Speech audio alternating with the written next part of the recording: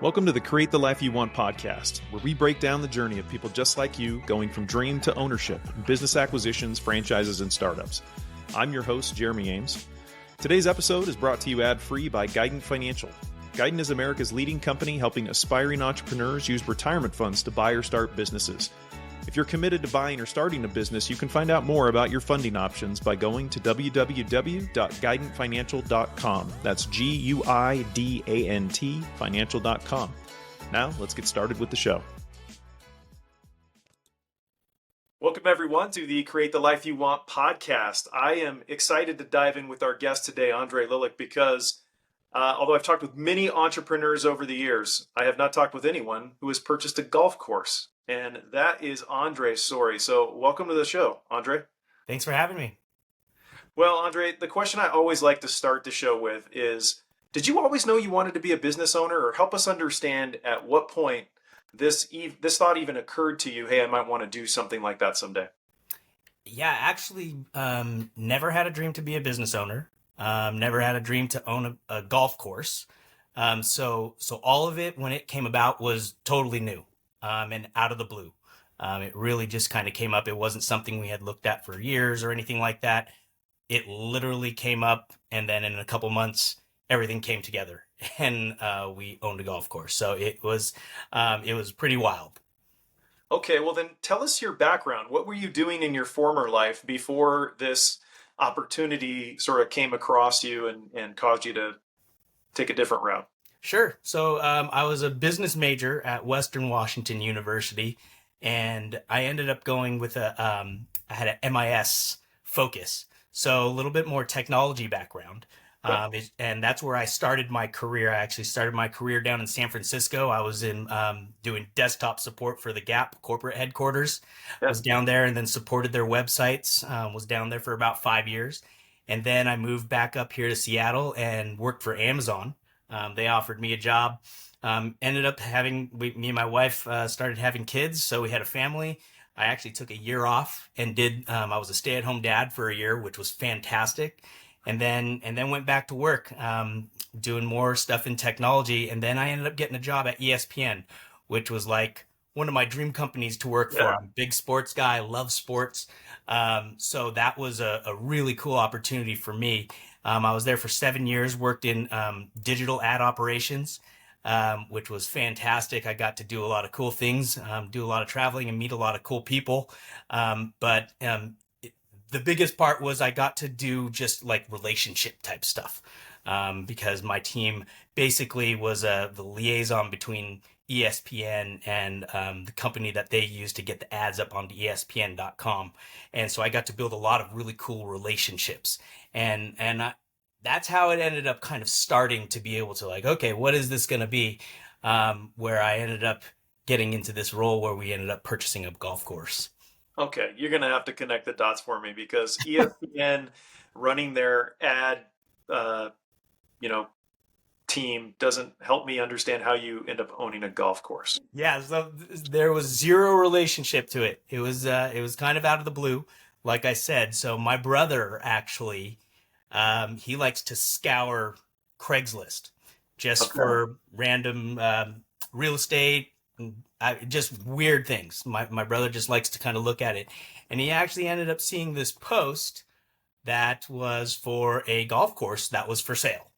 He didn't know where it was necessarily. He knew it was like in Oregon, because I think he was looking at the Medford Craigslist. And so this this listing came up for a golf course, and he just thought that the price was a little bit unusual. There was something weird about it. And so he sent it to me just on a whim, and I thought he was joking. It was Mother's Day, 2017. I recall, and we were having lunch with my parents, and he sends this to me, and I look at my wife and I said, "Yes, you want to buy a golf course? My brother just sent me this posting," and we kind of laughed about it for a couple hours. And then she said, "Well, why don't we look into it a little bit more? It kind of sounds interesting." And I'm like, "Really?" She's like, "Sure, why not? It's worth looking into." Okay.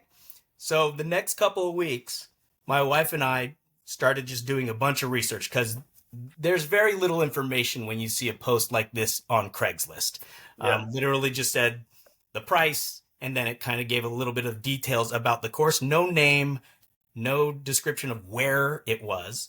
So we started doing a bunch of research, and ended up finding out that it was a golf course that was in Coos Bay, Oregon, Okay. which is about a 6-hour drive from where we were here in Seattle, essentially Seattle, Washington.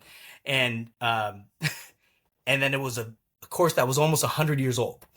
Oh, wow.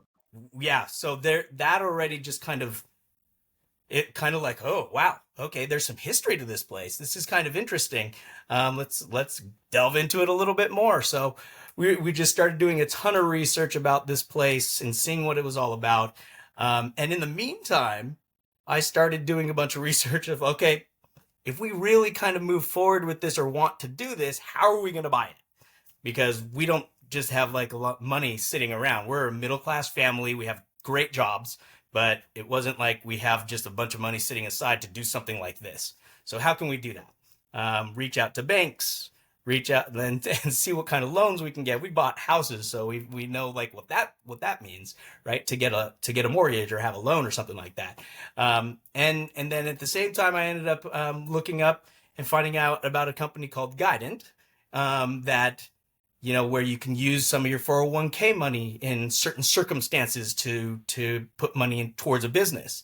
And so I kind of was like having all these options in place just in case we decided like, okay, let's see if, you know, we can make an offer and see if this guy, whoever these people that are selling this place, you know, if they would take us on and how we would do this. So I kind of had an idea of like, okay, these are the options of routes we could go if we decided to do this.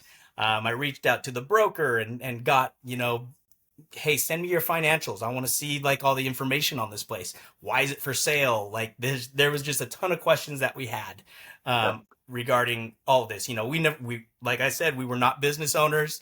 My wife at the time, she worked for Getty Images, and she had like ads background too. So it wasn't like we were coming from a business background necessarily. So we kind of just were coming up with questions that we had just that normal people would have, you know, as far as looking towards something like this.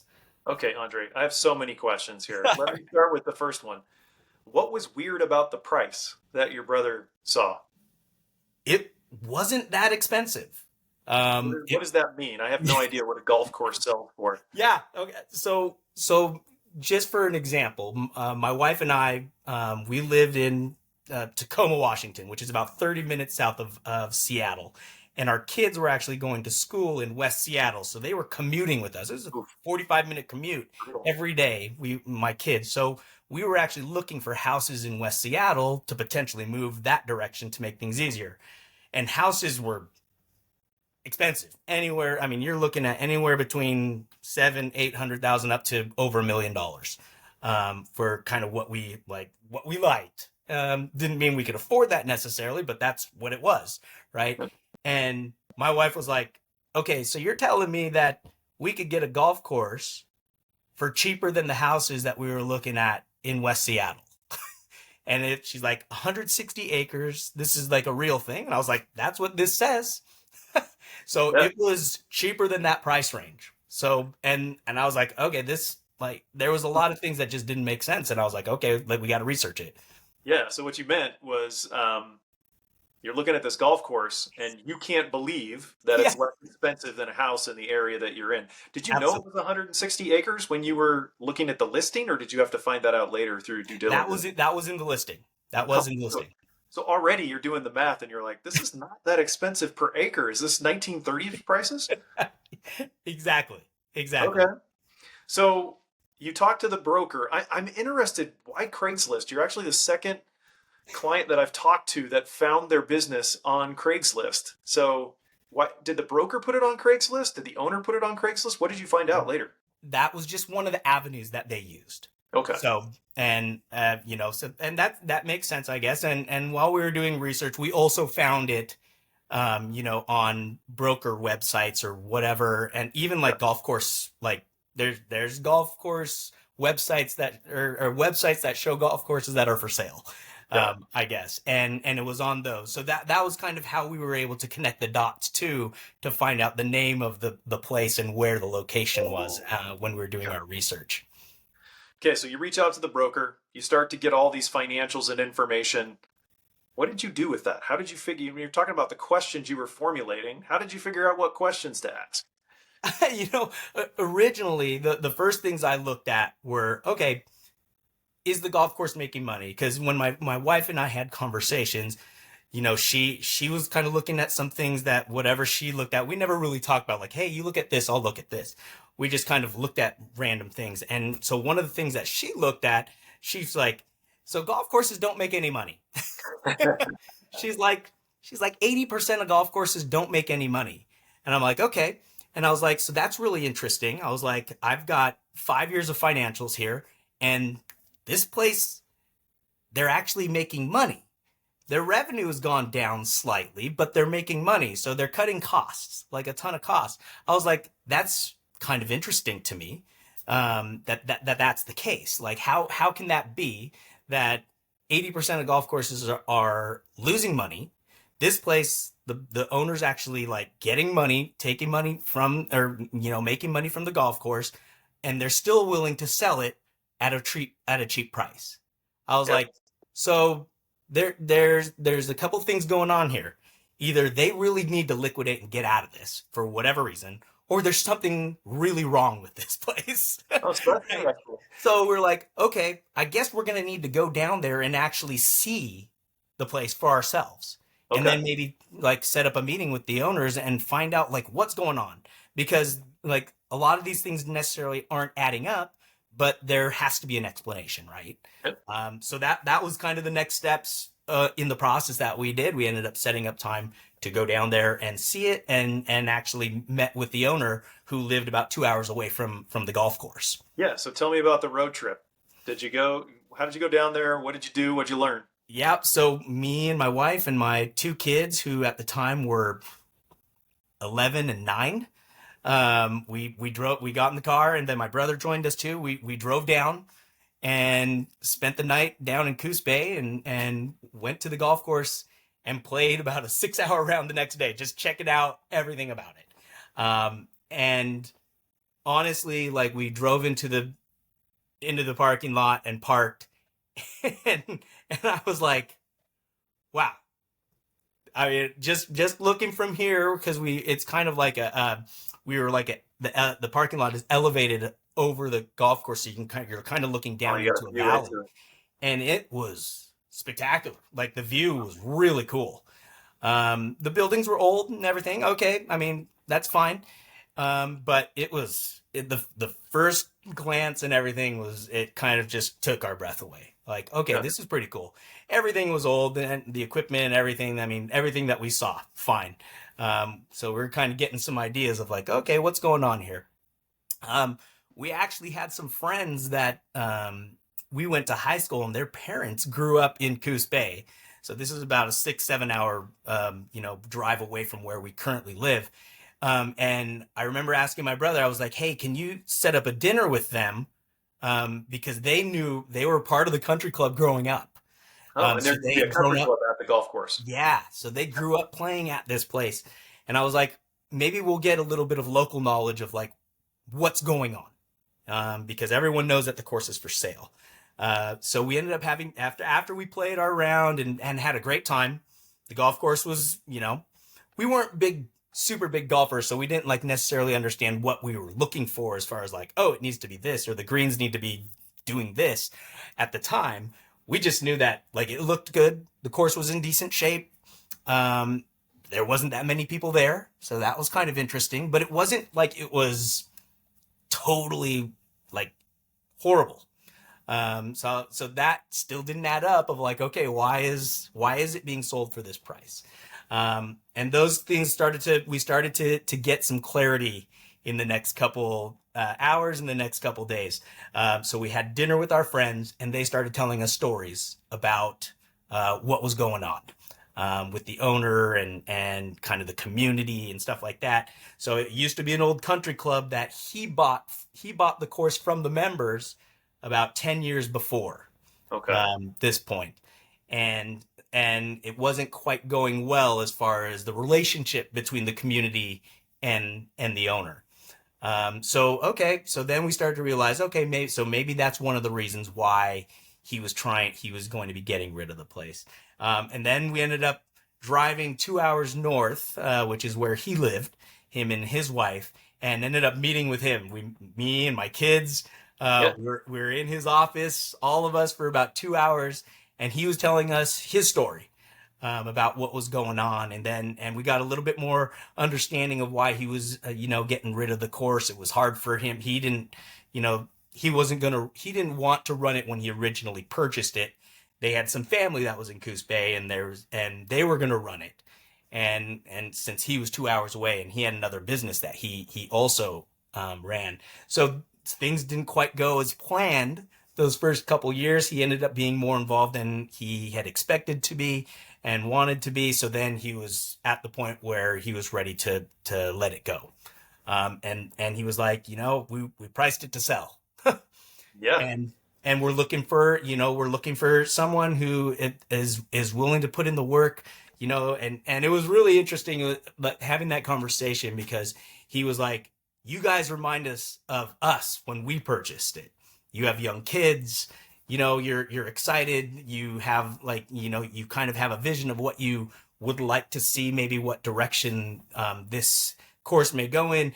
And he's like, and you have something that we didn't. You actually want to be the ones kind of doing it, like running it. You don't have someone else doing it. So that's a big difference between where they were and where we were potentially. And he was like, we can't make any promises, but if you guys are interested, put in an offer.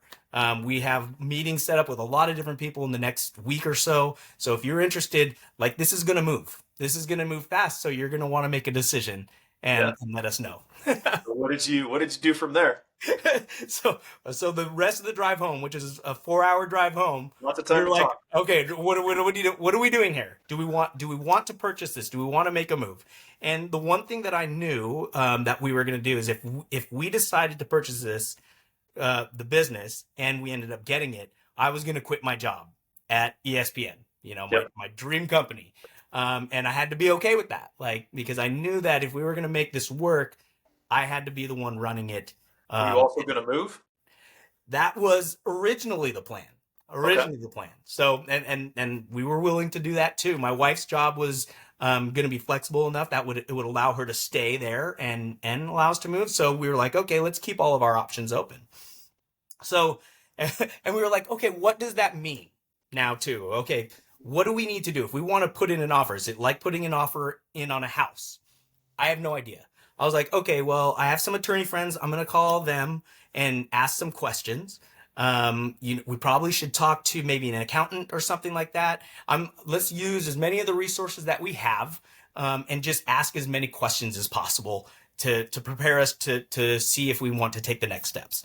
And that's what we did over the next few days. I called an accountant and had a conversation with, one of my buddies' stepdads who owned a couple of H&R blocks, and he put me in touch with a couple of guys, and I just was bouncing this off of them, like, hey, what do you think about this business proposition that we have?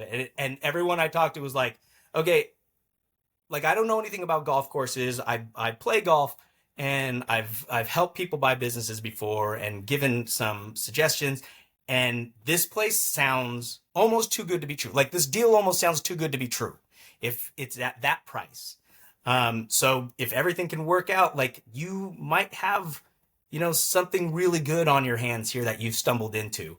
And if you can make it work, I think you should go for it. Fantastic. Talk to an attorney friend. Hey, if we need to put in an offer on this business, what are the steps we need to do? And they're like, okay, well, I'm not in Oregon, but in Washington, here are the steps that you would want to take. You'd have to do X, Y, and Z, and then just to make sure you're protecting yourself. But I also have some attorney friends in Oregon. I'm going to put you in touch with them so that you can have a conversation and make sure that you feel as comfortable as possible if you're going to do this. Fantastic. And this was literally the same week. It didn't even go 5 days. By the time I think we got to this, so that when we left there, it was Sunday. And on Thursday, I think we had gotten enough information, talked to enough people, and we wrote a letter of intent to purchase the golf course and sent it over to the seller. Okay. And then? And he called us back on Friday, and it was kind of crazy because in the letter of intent we had asked, hey, we want to have, I think it was a 3-month closing, 3-month escrow, list price offer, and that's it. And he called us back and he's like, hey, so got your offer. We really like you guys and we really like your offer. The only problem that we have is the 3-month escrow. He's like, we've been pretty open with you guys. We want to get rid. We want to sell the place as soon as possible. And it was this. So at this point, it was like the very beginning of June. I want to say June 1st, June 2nd, somewhere around that point. Yep. And he said, and here's a couple of reasons why. He's like, I've given you all the information. I'm not trying to hide anything from you, but if we can get you in a month, then you're basically going to be in there for the whole summer season. You're going to this is when the golf course makes a majority of the money. You'll make enough money to last you till the end of the year. No problem. If you have no money to start, you will have enough money to last you to the end of the year. And then at the beginning of the year, you'll have all the dues for the annual dues for the next year that basically last you for the next 6 months. So you're going to be fine.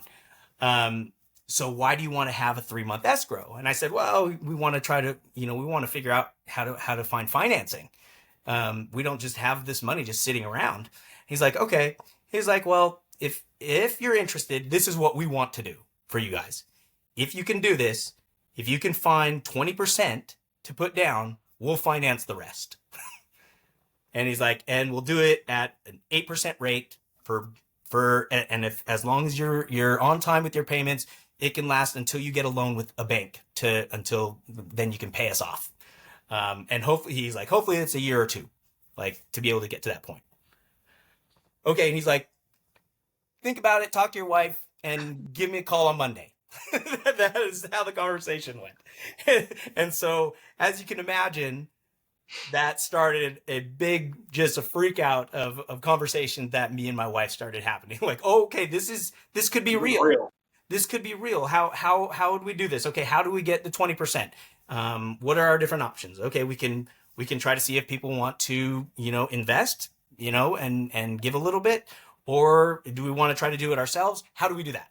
Okay, well, I was like, I had a conversation with these folks from this financial company called Guidant, and they said that we could potentially use our 401k in this situation. It's called the Rob's situation.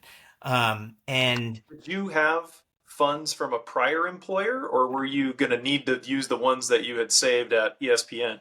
So this is the interesting part here, right? So we have like our 401k from the Gap, from my previous job, and my wife also worked at the Gap too during that same time. So we both had 401k money from the Gap, and then from her company, which was her previous company, which was Disney. She worked at Disney before I worked at ESPN, and then mine from Amazon. So we had different 401ks in different places, right? And when we had talked to Guidant, and trying and understanding kind of the possibilities of using 401k, the thing that came out about it, which was really funny, was that, okay, if you're still with your current company and all of your 401ks have been rolled into this one or whatever, then it's a little bit harder to get that money, to get access to that money. Yeah, you just have to quit get first, you can get it out as a loan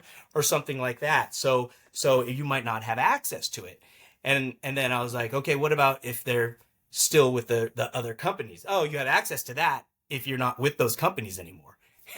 And so, good or bad, we were lazy when we left our old companies and never rolled them, all of our 401k money into our current companies that we worked with. So all of the 401k money that we had from our previous companies were all basically available. Which was crazy. And then I was going to be quitting ESPN, so I would have that access to that money. And when we ended up adding up all that money for the 401k that we actually had access to, I think it was like 22%. So just barely. It was like exactly the number. It was exactly the number. So and obviously that's gonna, my wife was freaking out. She's like, okay, so you want to gamble our retirement, our 401k, to do this. She's like, do you really want to do this? And I was like, that's one way you can look at it. I was like, another way that we can look at it is we're either having that money in our 401k, which is gambling on stocks, or we're just going to be gambling on ourselves. Right? I'm like, which one? Who do you have more faith in? Like, I think we're gonna be okay, especially with the price that this golf course is. I was like, the way that we are, I was like, we're gonna be able to figure this out, and we're gonna make this work. We're not gonna let this fail.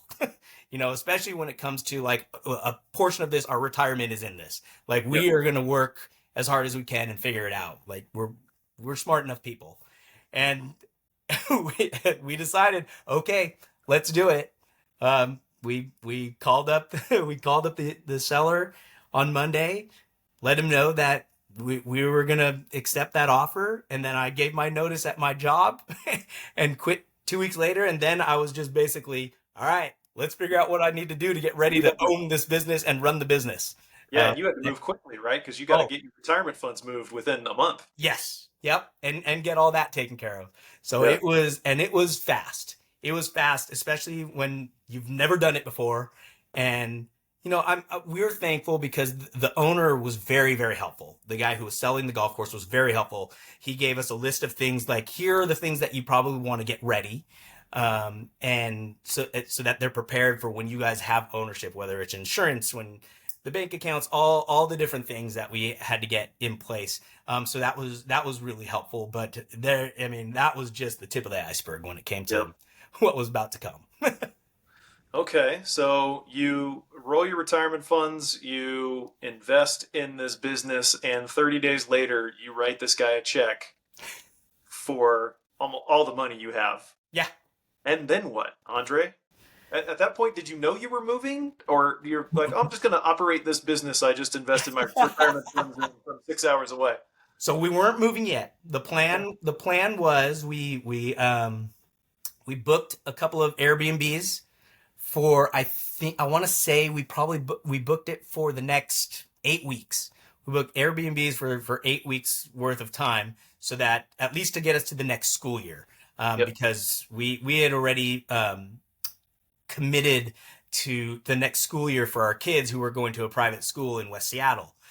So we were like, okay, we're still gonna send them to school there, at least for the first part, and then we'll kind of see how things go. Like, we have no idea what this even means running a business yet. Like, if it's going to require us to be here 100% of the time, and we think that that's the only way that we're going to be successful, then that's what we'll end up doing. But let's see how it go. These next 8 weeks go, figuring out how the business runs. Right. So me and my son actually went down first, and I think we got down there the day that we actually closed the deal. And it took a little bit, just because getting all the 401k money was taking time.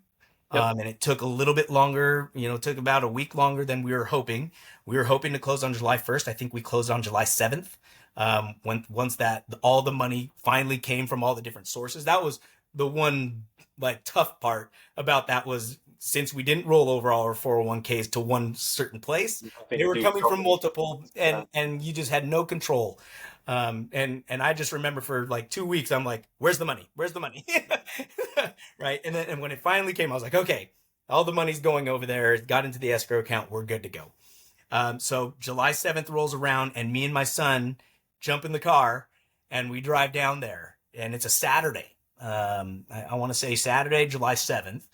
We get down there. It took us 6-7 hours to drive down there.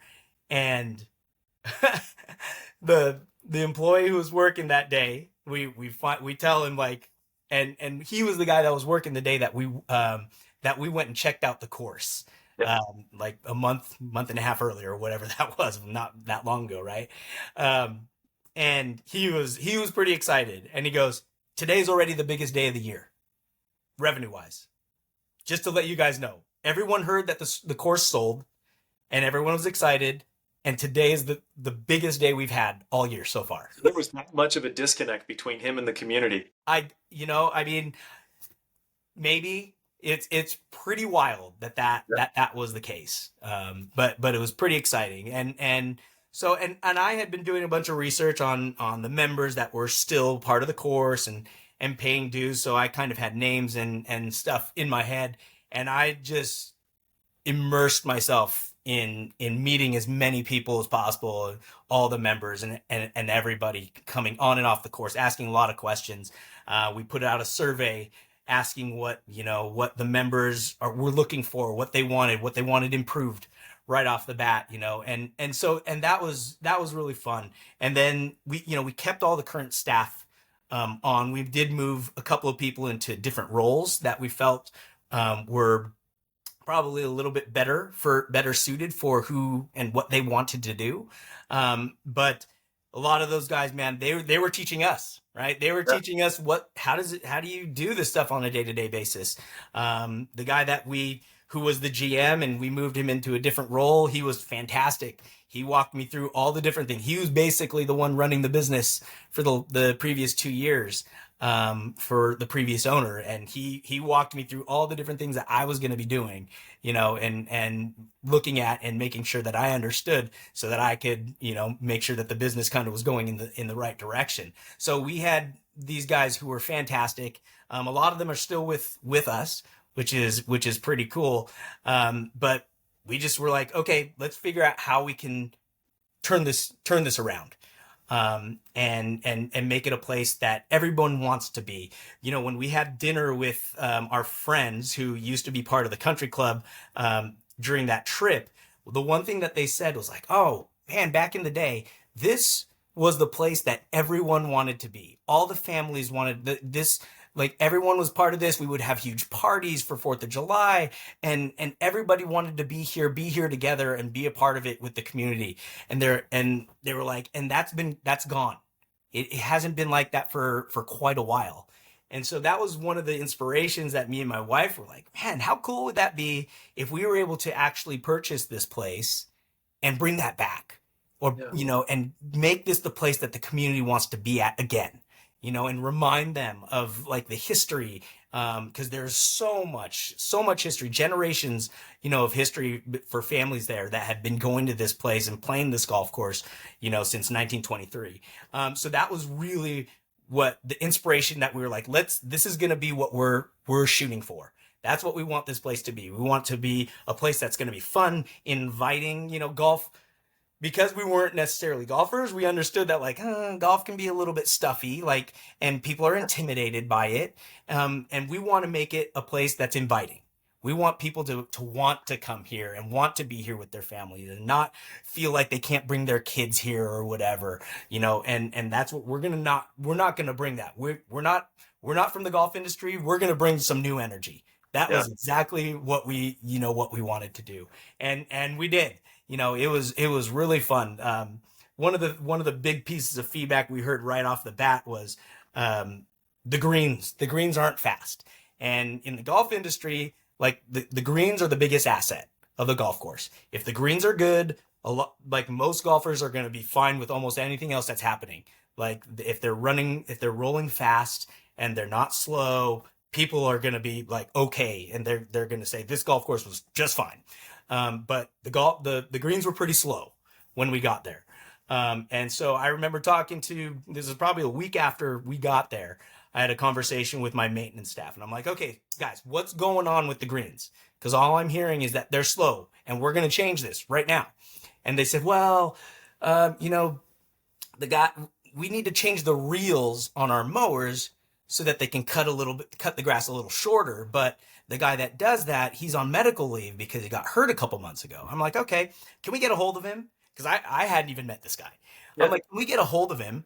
Because I'm sure he's going to want a job, want his job still when he's back from medical leave. So I probably should meet him. number one. But I want to ask him some questions. So like, yeah, we'll get a hold of him. So he comes in the next day and I ask him like, hey, okay, what's going on here? And he's like, I've told these guys how to change the reels. They can do it. And I'm like, okay, can we please change the reels and so we can cut the grass a little bit shorter so we can get them faster. And then one of the other guys pipes up and he's like, yeah, we can do that. But then another concern that we have is that if you cut the grass too quickly, like too short, too quickly, we could kill the grass. And I'm like, okay, that makes sense. I was like, do you know right away? Like, how soon do you know? And they're like, you'll know right away. The grass will start turning like a yellowish brown color. And then it will be dead. And then and your greens will be yellows, and that's bad. Exactly. And I'm like, okay. I was like, let's do this then. Change the reels to get them to the lower, that lower height. And I was like, we have 2 practice greens over here. I was like, go to that top one and do a quarter of it. And I was like, if it starts turning yellowish brown, stop. All right. And then we're going to regroup and we're going to figure out, okay, how to get that back. And then we're going to figure out like, what are going to be the next, action plans for the, after that. And they're like, okay. And then I was like, but if it doesn't, go to do the whole course, like mow the whole course. I want to see, like, I want these greens to be good. They're like, okay, fine. So I come in the next morning and these guys come up to me. It worked. They didn't die. We did the whole course. And I'm like, all right, cool. That's fantastic. And then we had members who had played like every day, pretty much, like since we had been there, which was a couple days, 3-4 days or something. And then they played this today, the day that we mowed the greens down, and they come off the course. And I distinctly remember this from 2 or 3 different groups. And they're like, hey, Andre, what happened out there today? And I was like, what do you mean? And they're like, it was a different golf course, and in a good way. They're like, something was really, really good about the golf course today. And I was like, oh yeah, we mowed the greens. Like we just mowed the grass. And they're like, really? And I was like, yep. I was like, we did it. I was like, what's next, guys? What do you want? And they gave me the rough. We need the rough shorter because we're old and it's hard on our arthritis to cut through this. I'm like, okay, cool. Talk to the guys. I'm like, okay, I got to understand what's going on with the rough. Well, our rough mower is this big mower where the reels go like this, and when the grass gets really long, it just kind of pats down the grass and doesn't actually cut it. We have another mower that cuts vertically like this or horizontally, but it takes a little bit longer to use that mower. It doesn't go as fast. And I was like, okay, do we have someone who has time to be able to go cut with that one? Yeah, I think we can figure that out. Okay, do it. A couple days later, all the rough was cut down to how the people wanted it because we were able to use a different mower. I'm like, all right, don't wait that long next time using the other mower so that we can use the one that goes faster moving forward. Right? Just do it more often. And so then I started to realize, I was like, okay, you know what was missing? I was like, these guys just didn't have a ton of direction. Like they weren't being given an owner direction that was there. To make it successful. Everything's there. We have the equipment, albeit that it's old, but like everything's here. We just need to needed to help direct a little bit to get it to a different place. And we literally got the course in better shape in 2 weeks from where it was. I mean, it wasn't perfect yet. Like we still need to do that, but we also didn't spend any money. We didn't have any money. Yeah. I think when we literally got the golf course, we might have had $16,000 in the bank. That's true story. But we never ran out of money.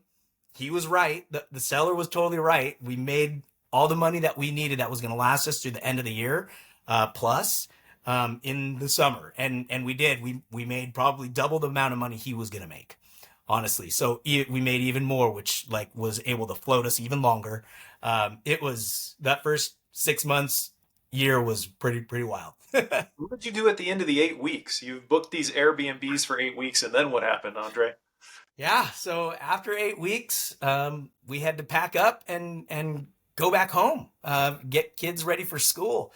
So I remember, we're all packing up, saying bye to the staff, all crying, because we had a great time and this was starting to become home, but we also knew we had to go back. Like our family and what our kids, the school that our kids go to is super important to us. And I remember my daughter, um, she was 12, going to be 12 that year. And she was like, you know what? She's like, I like this place. She's like, but I want to go to the high school that you guys went to. And I went to a private high school here in Tacoma, Bellarmine Prep, which is a fantastic high school. Me and all my siblings went there. And she said she wanted to go there. And I knew there wasn't any like schools like that down there in Coos Bay. Yeah. And we were like, okay, well, we're going to keep the option open. But if we can run the business where I'm going back and forth between Coos Bay and Seattle area, then we'll consider staying, at least until you're finished with high school. But we're not going to make any promises yet. We have to see. This is going to be the most important thing. Yeah, we're committed. Yes, we're committed to this, right? And they're like, okay, that's good enough. So we go back and I run the business basically from the area, but I would come back. I was coming back every couple weeks, and I'd come for like 3 or 4 days. And it was what's interesting about it was that things were a little bit easier for me, to be able to run the business, not being at the golf course itself at the time. Give me an example. What do you mean? Just because, like my days when I was there during that 8 weeks was I was on the ground, right? Talking to people all the time. At the golf course, talking to people, helping with the day-to-day, whatever I could do. And learning what my staff did, right? Doing all that stuff. And then I'd go home 7, 8 o'clock, 9 o'clock sometimes. And then I'd have to do my work that I had to do to run the business afterwards. Because I did my own books. So I'd do my daily journals, and then I'd have to do payroll every 2 weeks. So I was doing that, keeping everything in order, trying to figure out how I was, going to keep my books or my numbers, everything in order, how I could track everything, because I'm a big reporting guy. So I wanted. You didn't have a lot of leeway with $16,000 in the bank. Yeah, no, absolutely. So, and when I was at home, I didn't have all the day-to-day stuff and being on the ground, right? And having to do that stuff. So I could actually do that stuff during the normal part of the day and actually sleep at night. Right? So it just made my time was a little bit, it was easier to be able to get things done that I needed to for the business, running the business, and not doing the day-to-day type stuff. Yeah. So how has that evolved? Do you still go back every 2 weeks for 3 to 4 days? Like, walk us through the journey of what's happened with how you manage the business. Sure. So yeah, after a couple of years, and being successful, we were able to do it, and the business didn't see a hit. We actually, our revenue has gone up, which is fantastic, compared to what it was. And even what our goals help us understand how much it's gone up, or either your revenue, your profitability, like what's changed since you took over. Revenue, we've probably close to doubled revenue from where we were at the beginning.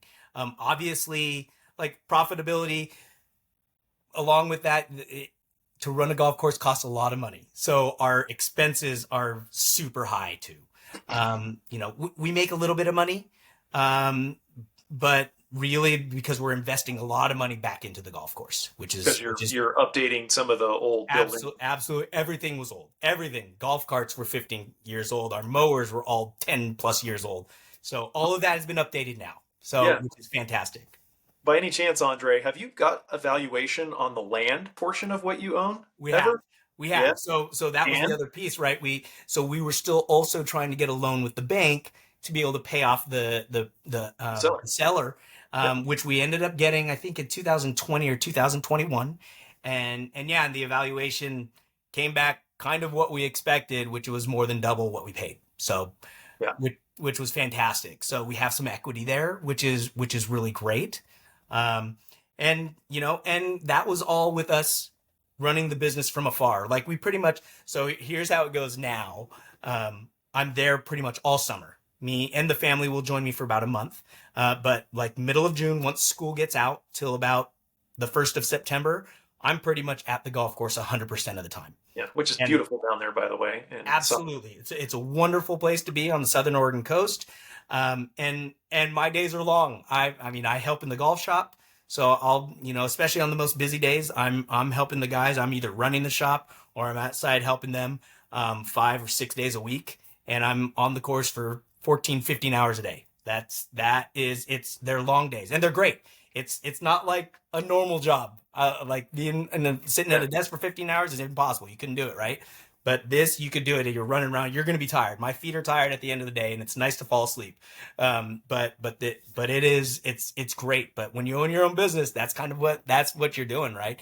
And I'm always trying to talk to people and building relationships. That's kind of what I am. So once school starts, then I'm usually coming back and forth doing the drive, and I usually drive, which is a 6-7 hour drive, and I'll do that once or twice a month at least.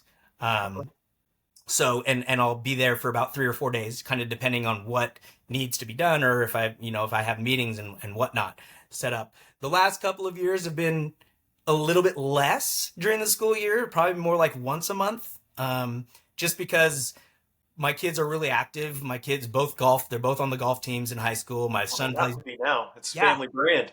absolutely. So, and that's the one thing that I'm not compromising is I'm not going to miss my kids' basketball games, the golf matches, all those things. Like I as much as I can, I try not to miss anything. Unless it's absolutely necessary that I have to go down to the golf course for whatever reason. And luckily, during those times, it's during the slow season. So for the most part, the guys are totally fine, and I can be at home doing my thing, getting budgets ready for how much money are we going to be able to spend on everything this year? What are going to be the projects we're going to be doing? So that it even perpetuated that what it was at the beginning, where being away from the golf course made things easier. It's even more so now because there's just so much more that I have to do, and being at the golf course, it would make it impossible for me to do that, at least during normal hours. I'd be up super late trying to do all that stuff. So, and that's kind of how it goes right now. And it's working out. The plan is once my kids are both done with high school, then me and my wife are planning to move down and be down there full time. We were lucky enough that the course had a house that also came with it. And we, yeah, fantastic. It's on the 18th tee box, so it's right there. What do you do with it right now? Do you rent it out? Does somebody live there? We don't. We just renovated it. So at the beginning, when we first bought the golf course, we did have a staff member who was living in it and renting it from us. But it was a pretty old house. So it got to a point where I didn't feel comfortable with anybody living in it. We knew it needed some work. So they ended up moving out, and we ended up renovating it. And now it's just where we stay when we're home, which is fantastic, or when we go back to the golf course. So I have a place to stay rather than having to spend extra money to rent an Airbnb, for us to stay there during the summer. Now we have that. And whether or not we want to rent it out for Airbnb or something like that to get some extra income, that's an option that's on the table. But we'll see, if that's what we want to do. But the plan is for me and my wife to utilize living in there once once the kids are done with high school. Yeah, so basically you bought a house with a 160-acre golf course. Pretty much. So, Andre, what has happened with membership? Talk to me about what's happened in the community since you took over owning the business, because presumably you've now owned this for, 6 to 8 years? Almost 8 years. It'll be 8 years in July. So, yeah, membership, it's golf, I think everywhere has kind of grown and blown up, especially after COVID. So our membership is definitely higher than what it was when we first started. Not quite double, but close. So things are good there. Obviously, like golf, when the ones who were members before were a little bit older, and so we've had, quite a few members pass away, which is a bummer. But at the same time, like we've made it a big point to try to bring a younger crowd in, understanding that these are the ones who are going to be carrying our business to, the next 10, 15, 20 years, and their kids. So that was a big goal of ours, was to try to bring in the young families and get, everyone playing. So putting youth programs together. We do the PGA Junior League which is a fantastic program. We do that with Bandon Dunes, which is the Bandon Dunes Resort's only 20 minutes away. So that is a super huge positive thing for us to have such a world-renowned golf resort so close to us, and having access to them is fantastic. So we partner with them, and it's really, really fantastic. And, when you first took this over, you had this vision of how to get the community back and connected. What does that look like? What kind of things have you put in place to make that happen? It's really cool. We had a 100-year celebration a couple years ago in 2023, and we're not supposed to have this many people in our clubhouse, but we had over 100 people in there for a big party that we had, and it was fantastic. It was a mix of like the young generation and the older generation, people who've been there for 50, 60 years, part of the old country club, and then people who and then their kids. And it was such a celebration of family and community. And the coolest part was, people were getting emotional, and they're like, we're so happy that we're a part of this again, and that we're a part of this with you, and that you have gotten this to a point where like we can all be here together, share this together, because it's really cool. And the community is such a tight knit community because it's so small. And having that, having that to be able to do has been really cool. And we're, people are just always wanting to come out and spend their time with the family. We see that in the summertime, which is so fantastic, where like couples will just bring their young kids, their toddlers, and they're running around, and they know like what they need to do to just be safe and keep them. But they're like, this is the place that they want to spend their time at, when they're outside of work. And that's a really, really cool thing. That's got to feel good, man. Absolutely. Absolutely. So what's the vision as you think about, clearly you're already thinking about when your kids are out of high school. So what are you trying to do with the golf course? And is it always just going to be the golf course, or do you have some other things in mind that you want to do going forward? Yeah, at least for right now, yeah, it's just going to be the golf course.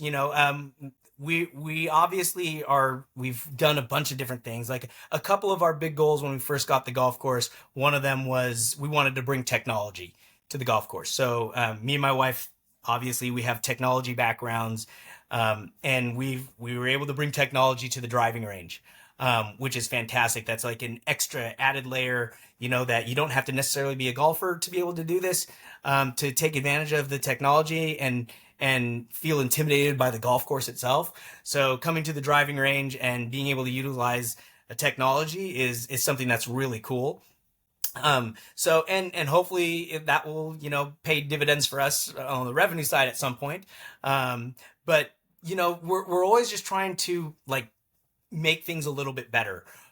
We built a cover over the range, which is the only covered range in the area, probably, at least for anywhere 2-hour radius away, which is pretty cool. So especially when matters in Oregon. Absolutely. Down there. During the November through March, April, there's a lot of rain. So, I love when we have, guests and people come out and they're like, man, thank you for building this, because it's really cool to be able to use this. I took my kids out here a couple days ago when it was raining sideways, and we had a great time just hitting balls. We wouldn't have been able to do that without, doing some of this stuff. So that has been pretty cool to be able to get that, and having, community members, always saying thank you and stuff like that is really cool. Cause that's their main point, is we wanted to utilize this as a vehicle to build the community and bring it together. So it's pretty neat. Yeah. All right, Andre, I'm curious. This seemed almost like a happenstance accident for you. It wasn't on your radar, just your brother and his crazy Craigslist searching habits sort of bring this to you, and then everything happens really, really fast. So what have you learned, or what things have surprised you, both in a good and a challenging way, about this business and being a business owner? Yeah. As a business owner, you don't have days off. You have days off and you don't have days off. Like that's my best part. Like I have a lot of flexibility, right? Especially when I'm not at the golf course itself, where I can do a lot of things. I can help my kids. I can shuttle my kids around, and I'm not worried about that. But at the same time, I am always on the clock. I am pretty transparent, and I make myself as accessible as possible. All the members have my number, so like I will get text messages all the time, which is a good thing and a bad thing. But I basically have eyes everywhere on that Yep. golf course. People will be telling me things that I don't want to necessarily hear sometimes, um, which is fun. But you know, I think like especially coming from the corporate world, like our goals are always to like, oh, we want to be at the top. We want to keep like growing and getting as far as we can, high up as we can, and having as much say or have people listen to us and stuff like that. And that's fairly normal, and that's great to have that. Once you have that, like as a business owner, there's times when I'm like, I don't want to have to deal with some of this stuff, but we have to, right? And I don't want to hear, I don't want to know, but you know everything, unfortunately, as a business owner. And I think just like making sure that you're just making the best decisions as possible for the business and for yourself, and making sure that you're having your priorities set straight, they're going to help you make those hard decisions as quickly as possible. Like even this story probably sounds like, oh, it's so great. Oh, we've doubled revenue and stuff like that. That doesn't mean that it's been easy. You know, we've had struggles. We've had some things happen that were not great, but we worked through them. You know, we had to go through COVID. That was a scary time. Yeah, I'll bet. Ended up being positive for us in the end, because golf was one of the industries that probably flourished because of it. But I remember those first couple months and how freaked out I was and not knowing what we were going to do. Like if we were going to have to close, what do we do? Are we going to not charge our members our dues? And if that's the case, how are we going to pay off anything? So there's been a lot of different things that we've had to deal with. But, you know, I try to tell my guys, my staff, hey, we're not saving lives. All we're trying to do is get people out onto a golf course and to have a good time. We want them to come in smiling, and we want them to leave smiling. And then we want them to come back and hopefully smiling at that point too. So don't take things too seriously. Like we're out here to have a good time, and we're gonna be all right as long as you guys treat everyone with respect and just try to make them, you know, make sure that they're having a good time out there and that everyone's safe. Yeah, but I mean that might underscore what you're doing a little bit in a way that underplays it, Andre, because you're also creating memories and you've reinvigorated a community around this golf course and a sense of sort of community pride. Because I'm guessing this is like one of the biggest institutions in Coos Bay, right? Is this golf course? Absolutely. Absolutely. Yep. That is a big, you know, that trying to make sure that we've brought this place back to at least so people know about it and remember about it and then can build those memories. I remember the first year we had this group come in, and it was 4 generations. It was great granddad, granddad, dad, and son that were playing in a foursome. And that was one of the coolest things that I saw. And I was like, that's what golf is. That's what golf can be. It's a generational sport that the family can play together for many, many, many years. And I'm hoping that we can just continue to bring that and help it flourish in the area for sure. I'm curious if you've stayed in touch with any of your ESPN colleagues and what they think about you and your owning a golf course. Absolutely. I'm still really close with a lot of my ESPN colleagues. That was such a great time. And yeah, they all probably still think I'm crazy. But they're also, you know, they all are, they can't believe that this is what I ended up leaving to do. But they also said, you know, we knew that if you were going to leave ESPN because I was going to be a lifer, they're like, it was going to take something pretty extraordinary for you to leave. So we're not surprised it was something like this. So, but yeah, it's something that's really cool, and they've always been excited for me and super supportive. So I'm glad to have them on my corner. Well, Andre, I think your story is super inspiring and very interesting. I resonate with being sort of an accidental entrepreneur, but it looks like you were meant for it. You were born for this, man. Thanks. That's I think so. At sometimes, you know, I didn't know what I wanted to do. I always used to say that I don't know what I'm going to do when I grow up, and that was probably just like 10 years ago. I said that, but yeah, that, being able to build relationships and just foster relationships and meet people and try to build community. It was definitely what I was, what I think I was called to do. And I love doing it. So it's something I've become very passionate about. Right on, Andre. Well, really appreciate you taking the time to share a bit of your story with us. Thanks so much, man. Thanks for having me. I appreciate it. Thanks for listening to the Create the Life You Want podcast. If you like what you heard, you can subscribe to future episodes by clicking the subscribe button, you know where. If you're an aspiring business owner, you may also want to subscribe to the Create the Life You Want newsletter for more inspiration and tips delivered to your inbox every week. You can find the link to that in the show notes, as well as on my personal website, jeremyames.com. If you've already decided you want to start or buy a business, consider exploring your financing options by heading to our sponsor's website at www.guidantfinancial.com. That's GUIDANT financial.com. See you in the next episode.